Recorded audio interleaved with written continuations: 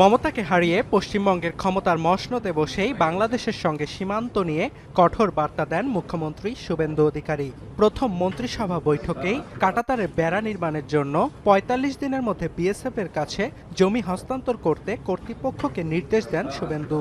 সীমান্ত সুরক্ষিত করার জন্য জমি ট্রান্সফার প্রক্রিয়া আমরা আজকে অনুমোদন দিলাম এবং আজ থেকেই ল্যান্ড ট্রান্সফার প্রক্রিয়া শুরু হবে।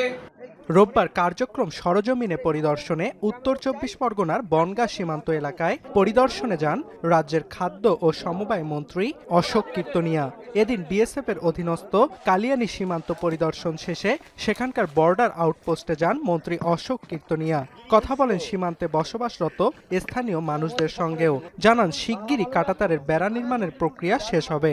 আরও বলেন ভারতবর্ষের সুরক্ষার স্বার্থে কোনো আপোষ করা হবে না।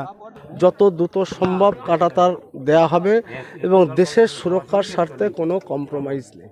এ সময় মন্ত্রী জানান কাঁটাতারের বেড়া নির্মাণে ভূমি অধিগ্রহণের বিষয়ে কোনো সমস্যা নেই। এ বিষয়ে সংশ্লিষ্টদের সঙ্গে আলোচনা করা হচ্ছে বলেও জানান তিনি। তবে অশোক কীর্তনিয়ার সাব বার্তা, সীমান্ত সুরক্ষা প্রক্রিয়ায় বর্ডার গার্ড বাংলাদেশ, বিজিবি বা তৃণমূলের কেউ বাধা দিলে তা আমলে নেবে না রাজ্য সরকার। সে বিডিআর তৃণমূলের গুন্ডা বদমাইশ কে বাধা দিলেও কিছু যায় আসে না।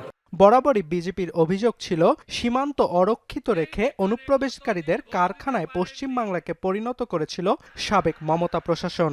হিসাব হবে না। এখন কলকাতা।